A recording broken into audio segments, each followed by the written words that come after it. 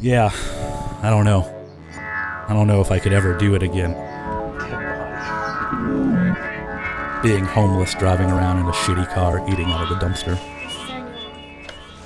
It's like all or nothing. I'd have to devote my whole life to it and forget I own a business and forget I have kids. I can't do that. There's really good graffiti.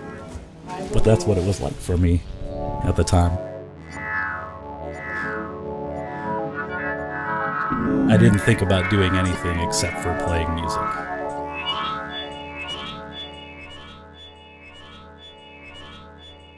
I have no idea what that is, but it does not sound good. So...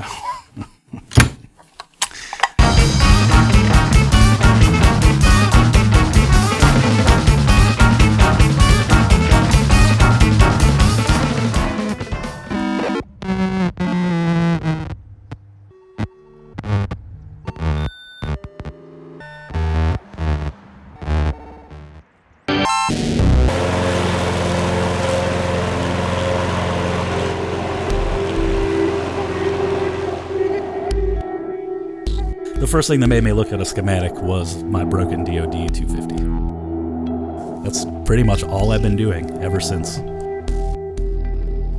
When I first started doing it, Julie got so mad at me. Like, you're on another weird obsession. You're up until like 5 in the morning making dumb noises, and I just kind of I got obsessive. I stuck with it. I don't think anyone could predict, however long it has been, 10 years later, whatever, that it would be both of our livelihoods. It's kind of magic.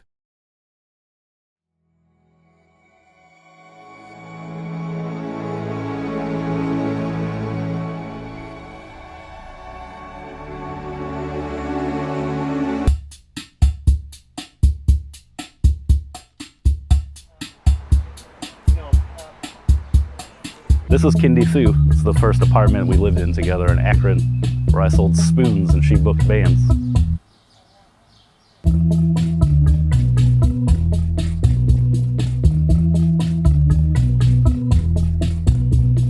This is 218 Westwood, where we started EarthQuaker.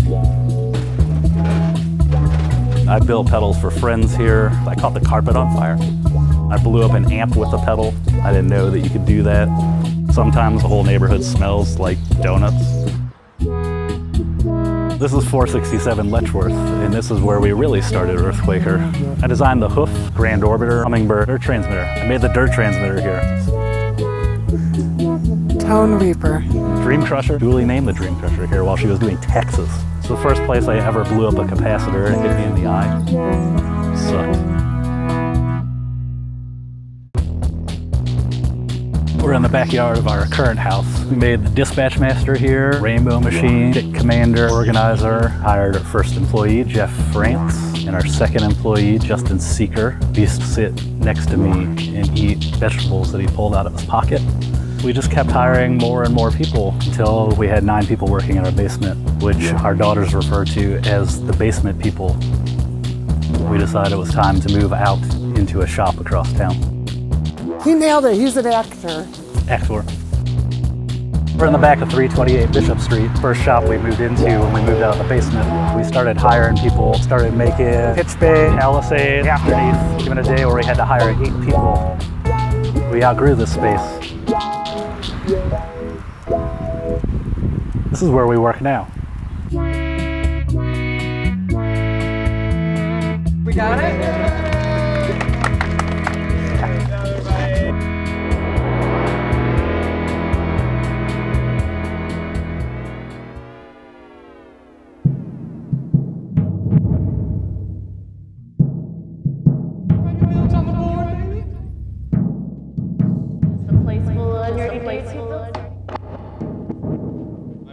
It's really cool.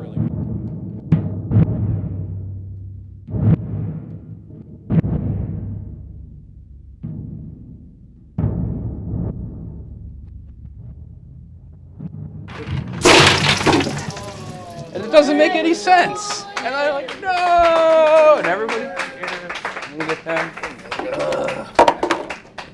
Sorry guys. Spilled the knobs again. Yeah, I spill knobs a lot here. One time I ruined a whole batch of disaster transport seniors. I got a trophy here. Got this drawer. Really precise ideas for pedal mods. There's my family. This is working out well. Whenever pedals break in interesting ways, we take note so that we can mod our own pedals to like remove the dry signal from our dispatch masters or make our afterneath sound like they're exploding, that sort of stuff. We have an amazing staff. They care as much and sometimes more than I do about the stuff that they're building. Making sure that it's the same over and over again, even though there's tons of room for human error. When I was getting hired here and I looked around, I was like, oh my god, this is just a place full of nerdy dudes who build stuff all day. And I love it. It's so much fun. It's the best. And my cake intake is much higher than it was. Cake and nerds, talking about you. We're all just musicians, kind of figuring out what we're doing as it goes along. If I need the tour guys will hold it down and come back, back into the fold. We do everything by ear here, I mean, we're ear people. We try to, get our hands in there and really tinker and figure out why it sounds that way or how we can manipulate that. That's our thing.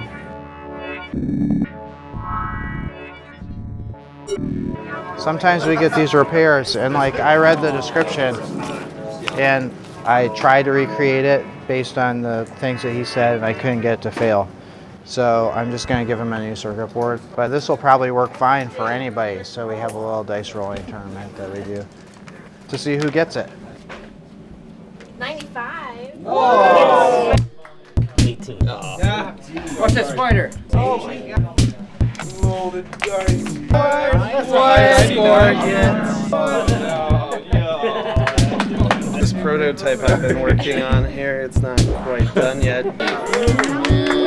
There it is. Grand Orbiter. Woo.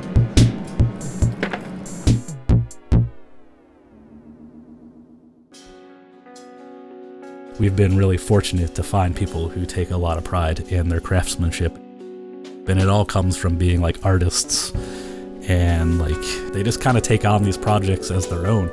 And that's, I think, the only way that you can really successfully keep building guitar effect pedals by hand over and over again. If you put a little bit of your own personality into it.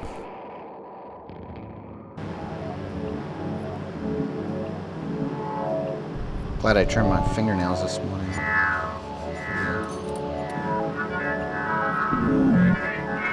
I love just sitting here and staring at really tiny things. I mean, they're about as close to microscopic as you can get to still work on them with your hands.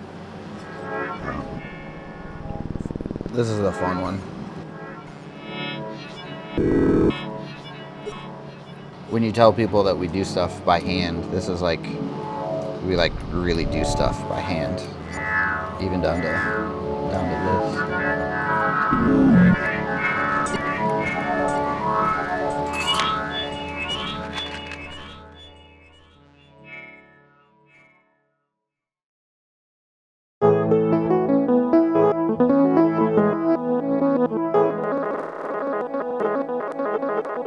I'm in charge of all the CNCing, all the machining, all the printing, the receiving.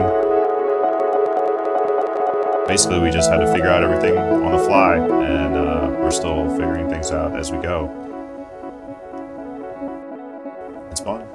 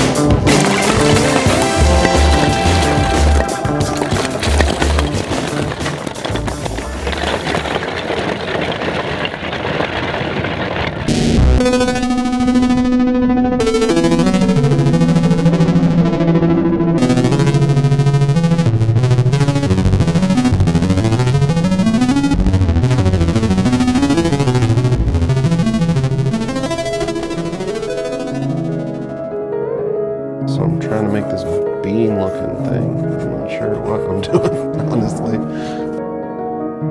It was the depths, the first design I did. And then pretty much done all of them since then. It's pretty great that I get to do this. Hopefully I can do it for a long time.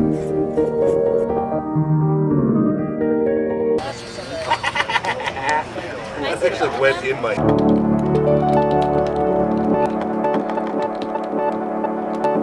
Oh, hey guys. Need anything? Okay.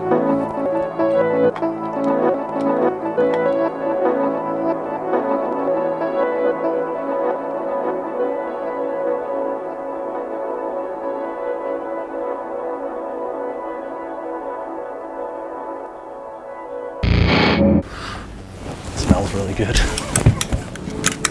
It's a prototype of the interstellar orbiter. Yeah, I have all these prototypes, but for some I don't ever know what to do with them. I'm curious what these are. I would say that everything starts with a curiosity or a need. I do see envelope filter number 2 has been taken apart, which is a bummer. I thought that this was here. I thought it was a thing, but I took it apart. I'm only making things that are either a problem I'm curious about or a need or want I have to solve. You know, like a couple years ago, all I really wanted was to play with different kinds of dirt pedals. So we had a year where I just made a bunch of dirt pedals. This is a bass sub-octave pedal that I couldn't get the filter in it to stop feeding back at a certain point. So I just gave up on it. It's kind of a bummer. Let's see what it sounds like.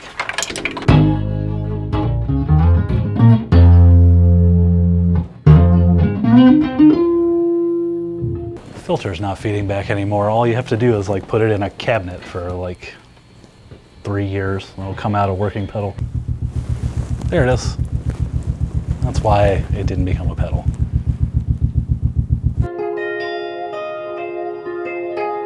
That's kind of how I treat everything.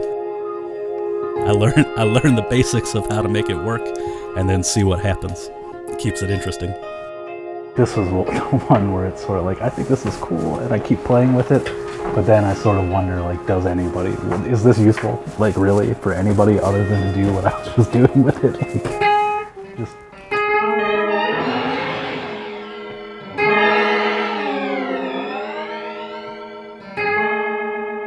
I don't know. Who knows what I'll be interested in next? Fuzz faces. I hear fuzz faces are hot. People love fuzz faces. It's probably too cold and doesn't work anymore.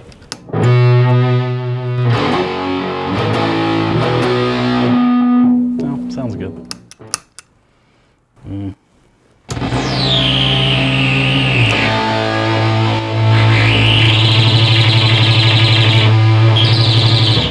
I like all the shit that's happening, but like to me it's not intuitive still. I guess I like it to make sense. Like you wouldn't need to know what everything does. I probably did this like 3 or 4 months ago, which was just for me. Whenever I have time to sit down at a breadboard and start working on stuff, I find it really just a lot of fun still.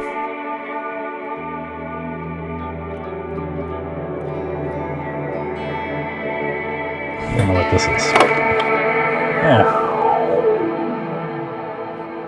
A non-working version of the Dr. Z overdrive. Cool.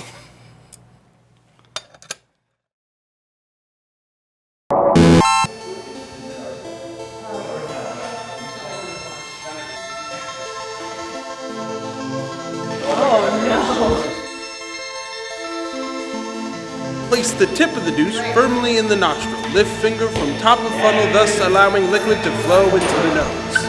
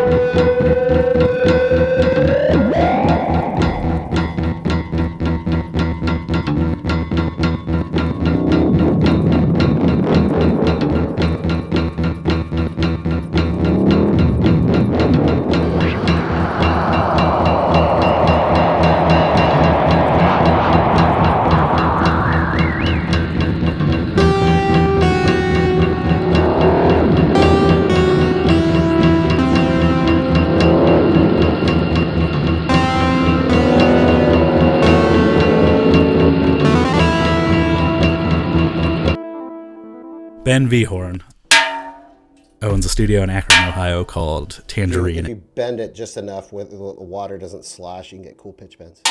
And that's where we do all of our demo videos. I've used this on like 5 records.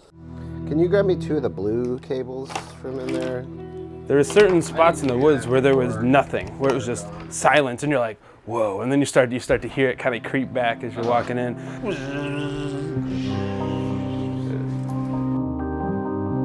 It's definitely the strangest place I've ever worked. Like, hey, you want to go to work with 30 of your next closest friends? it's silly.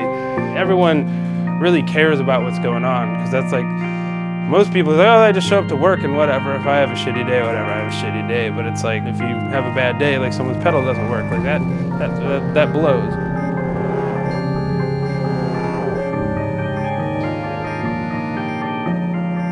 Yes. That's what we like. Well, out of control in a good way. This wonderful gentleman will definitely show you spiral out of control. Yes, please. Got some good stuff going on today.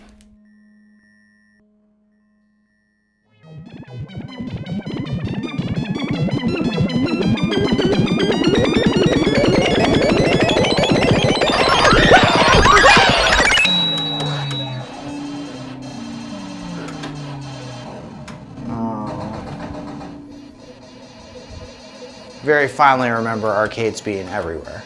And I'd sit and play Russian Attack on Arc. And then eat like a soft pretzel and skate around. That's like me growing up. Veg was our first employee.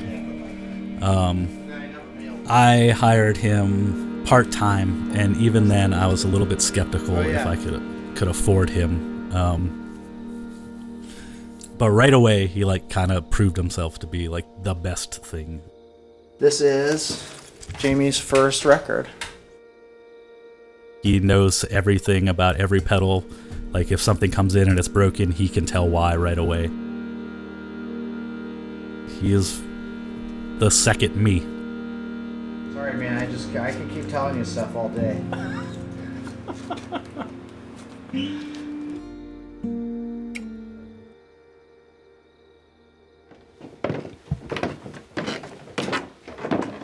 Well, if somebody's pooping downstairs and you gotta go, you gotta go.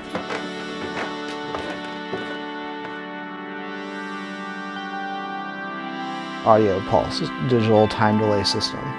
The first digital delay for consumers.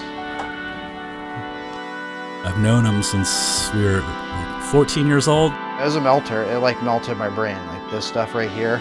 Like, what am I doing? Oh, man. So like he knew how I thought. We were pretty comfortable. We'd sit down and 14 hours later we would have built 50 of these circuit boards together and they would all be lined up perfectly. I mean, the whole goal is for everything to be like what? Cute? Like cute little boxes filled with stuff that'll make very specific sounds. I don't think that we could have done what we did in the time we did it without him. Just being obsessive about stuff together in the basement.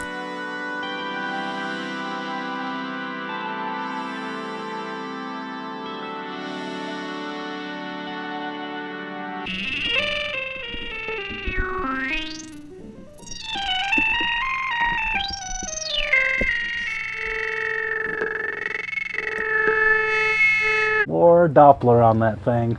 It's a typewriter. Yeah, it's a typewriter. The Ekdal moisturizer. Right, goes like that. This is my first pedal. The meatball. Should we look at these old-timey pedals? Oh man. These are the first 4 pedals that I put on eBay. And they never sold. This is the tone decoder. It was almost a pedal. I mean, I don't even know if these things work. we should actually see. Oh yeah, right here. I'm gonna open that.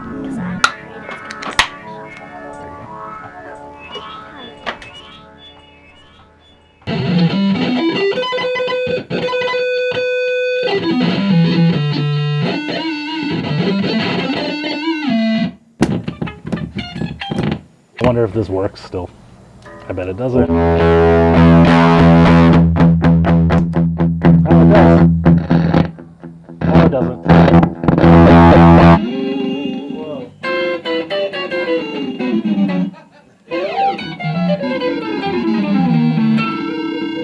What is that? This was the blaster fuzz. Did that become anything? No. It should.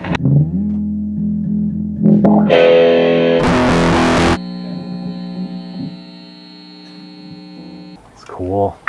Cool. Good work. Back in the drawer. There's food up here. You gotta eat it.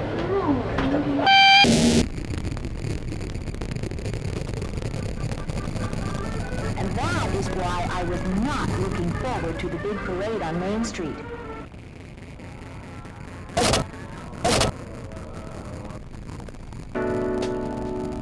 You guys know about the baby snow leopards at the zoo? If you were like a person Oh, your nail. Oh. Hey man, I'm just setting up. I don't know what you're talking about. I'm just drinking this beer.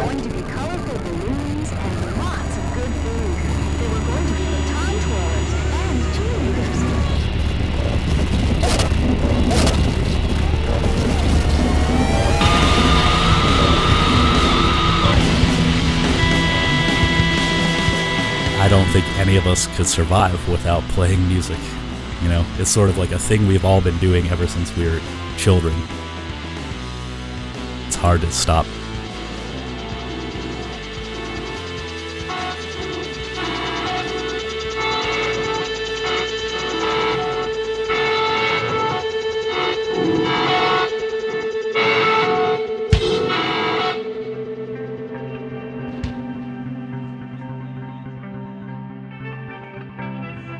Since that day, like the first day I populated like a professionally produced circuit board, it's been like a weekly, daily, like slow climb to like the point that we're at now. Like it's kind of like no turning back. It grew so naturally and it got to where it is because I really like doing it. I'm surprised myself that I'm still excited about pedals. Involved in them 24 hours a day for like 10, 11 years.